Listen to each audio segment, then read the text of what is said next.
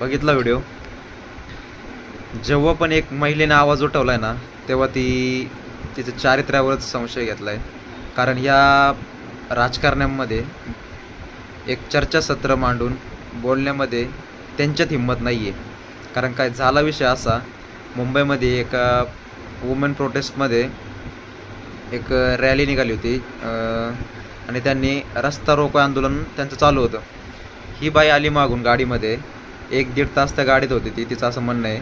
आणि जे यांच्यावर आग ओकायला चालू केली, जे जाळपोळ चालू केली, डायरेक्ट मंत्री महोदय महाजनालाच पकडला तिने. आणि म्हणजे आणि ती तिच्या मुलाला आणायला चालली होती शाळेत. तिच्यातली आई जेव्हा बाहेर आली तेव्हा तिचा हा सगळा रोष व्यक्त झाला. आणि अशी घटना आपल्या इतिहासात पण झालेली आहे. छत्रपती शिवाजी महाराजांच्या वेळेस हिरकणी जेव्हा गड उतरून खाली गेली होती, तर दुसऱ्या दिवशी तिला बोलवून महाराजांनी साडी चोळी देऊन तिचा सत्कार केला होता.